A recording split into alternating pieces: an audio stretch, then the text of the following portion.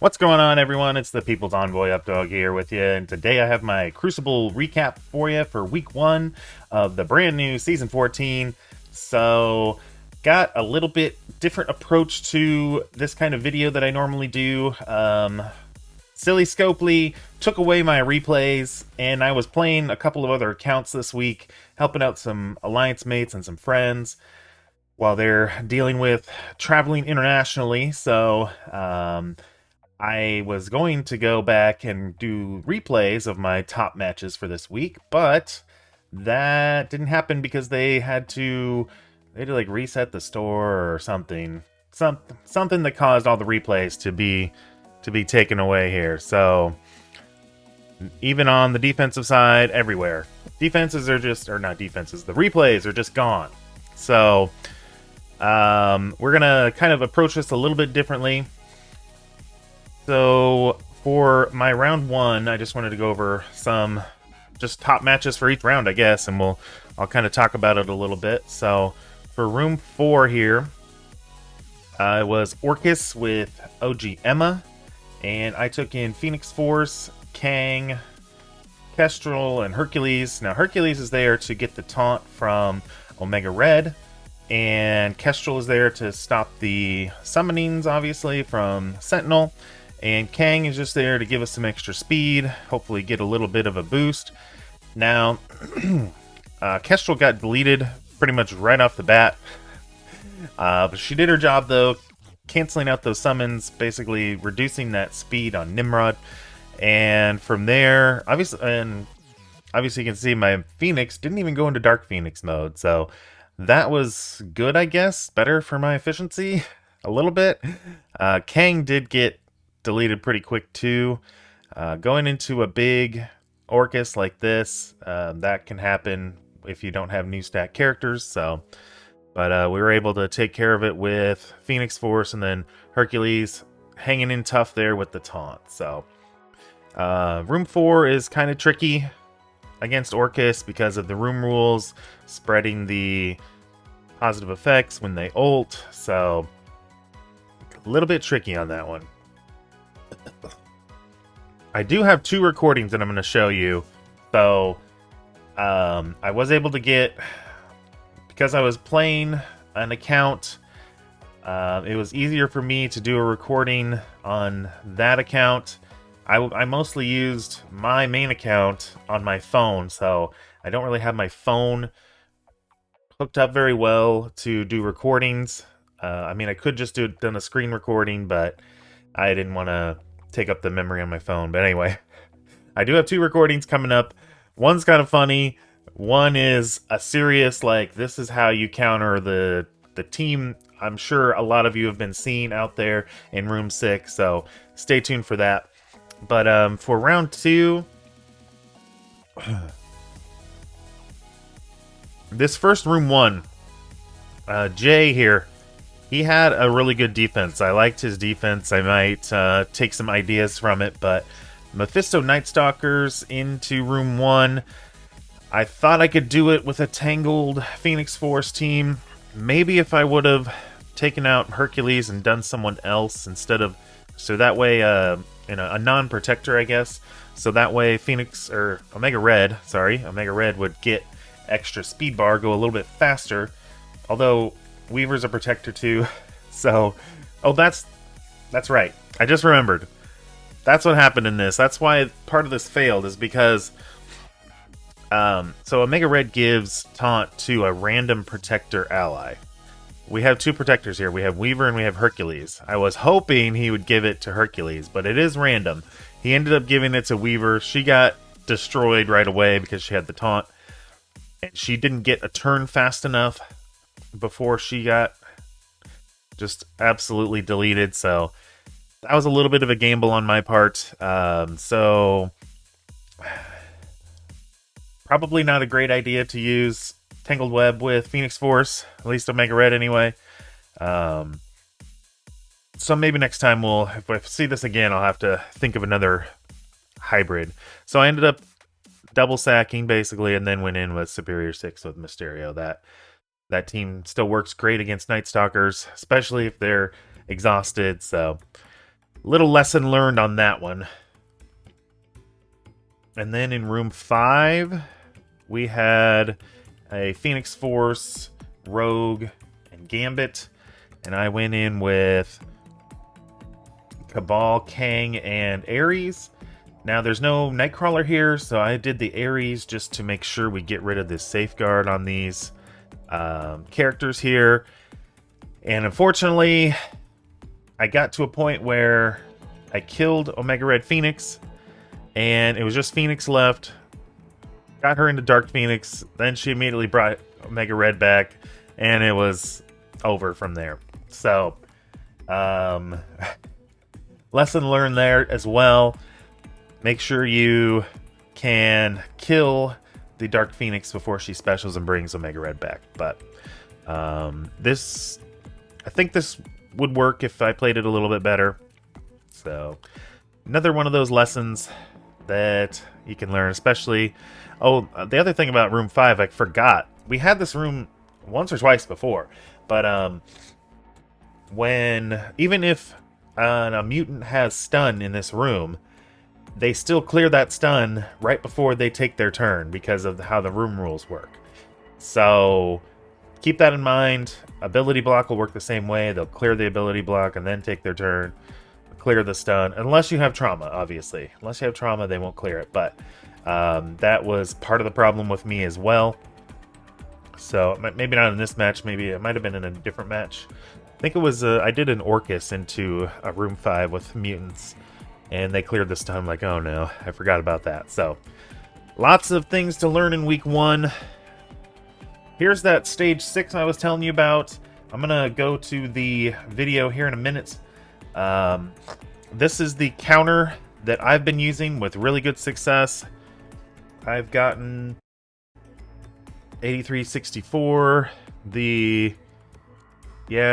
anywhere between 8364 and 8360. So this counter works really good.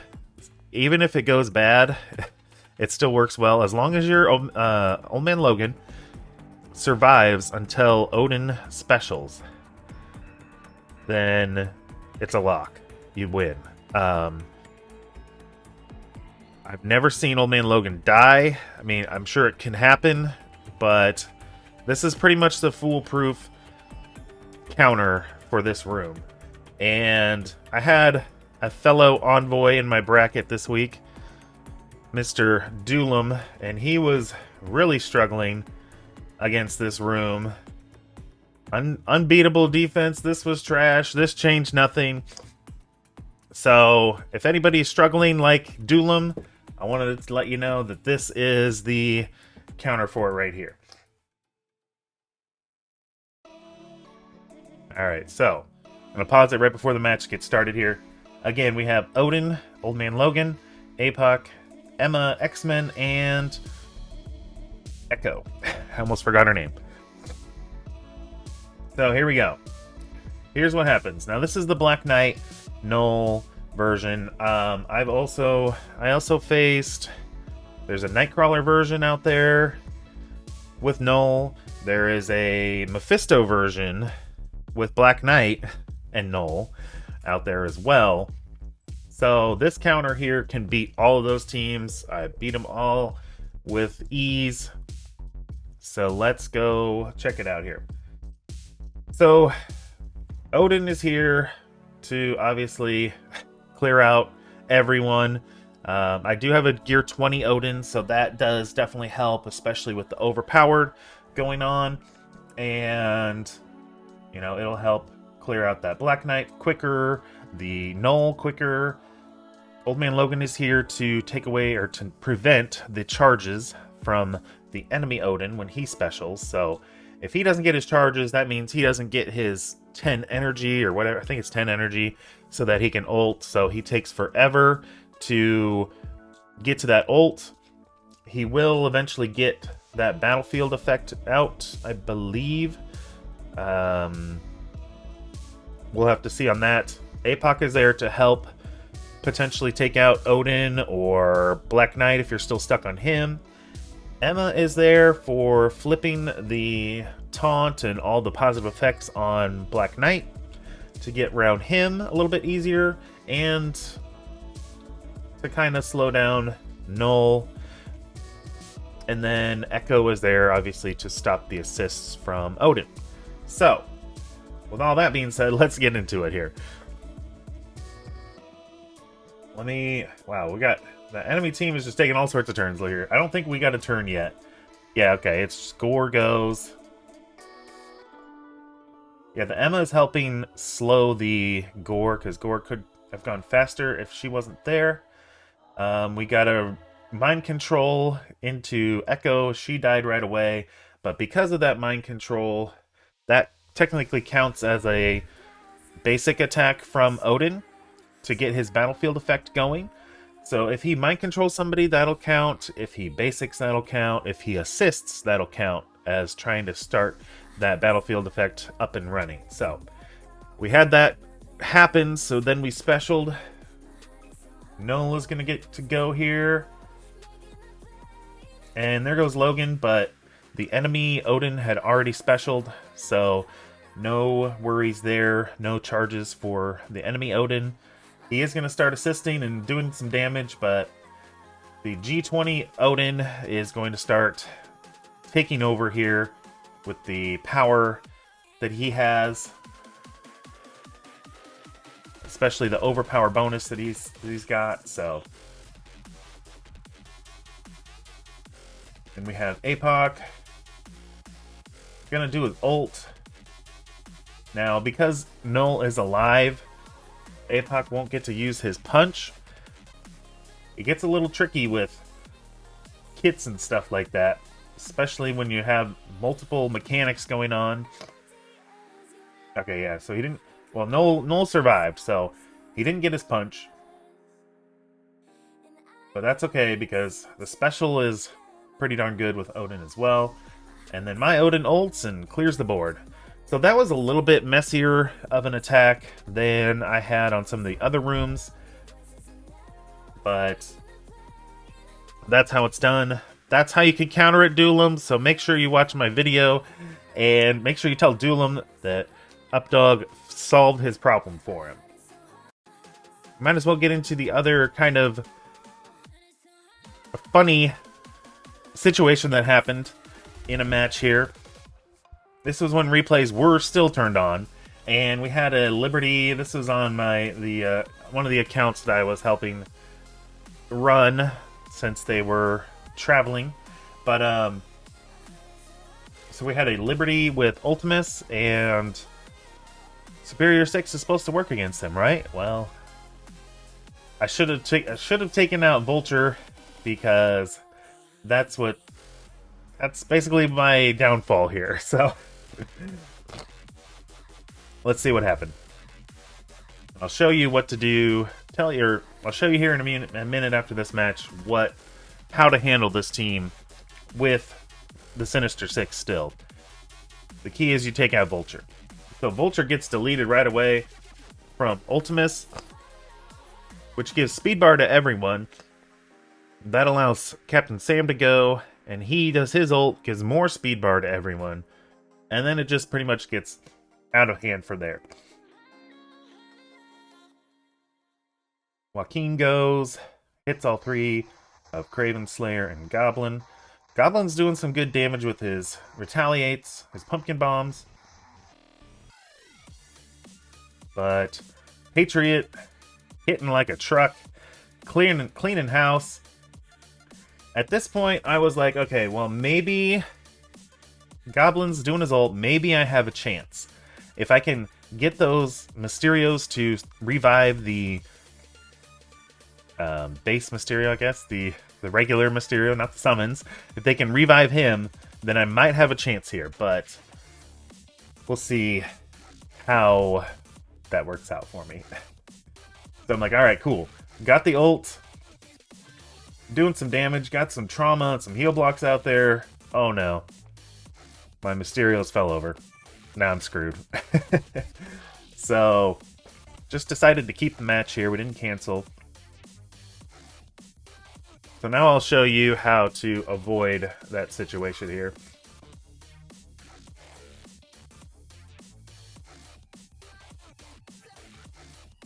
Alright, so that brings me to round 3.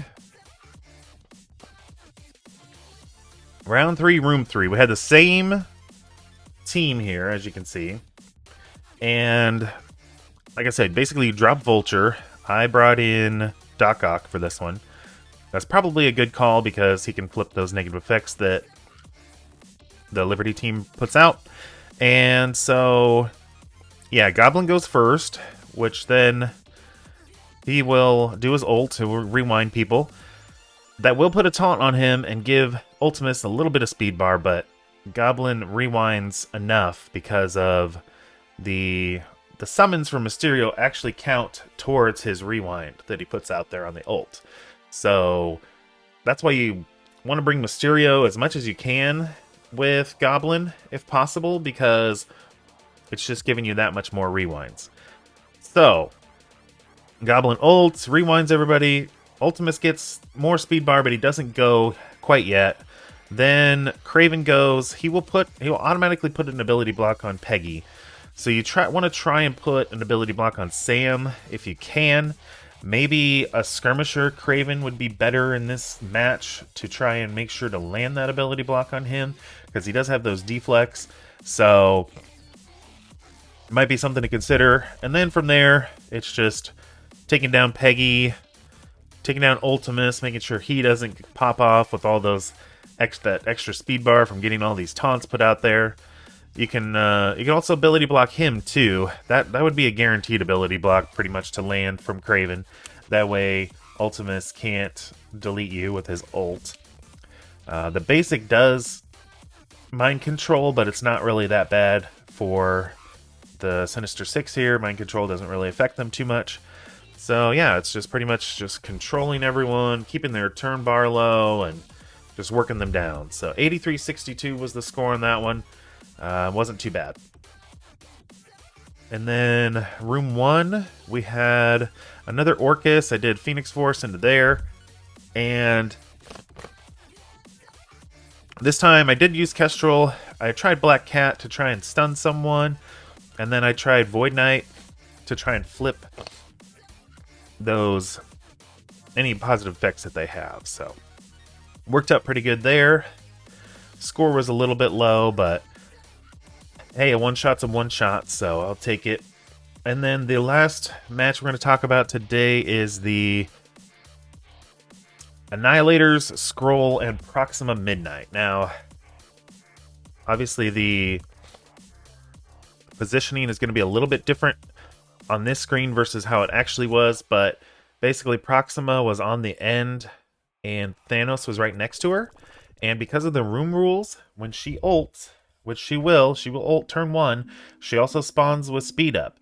So when she ulted, she went first, she went before the Immortal Xmen here. She spread that speed up to Thanos, and then Thanos took a turn before Storm, and he ulted, and it looked like it was going to be really bad really quick, but Immortal, luckily, I bounced back with them and was able to beat it. Still with a pretty good score. Luckily, Beast didn't get stunned, so I could heal up with him and cleanse. So yeah, that was scary. That's a scary team.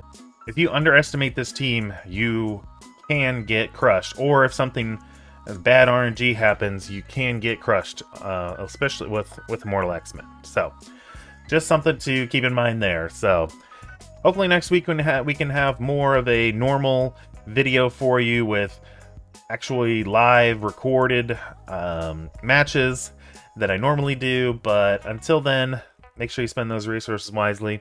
We will see you around.